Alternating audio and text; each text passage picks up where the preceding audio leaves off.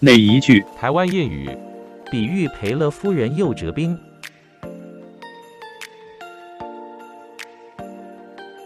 台湾谚语，取材于台湾闽南语常用词词典。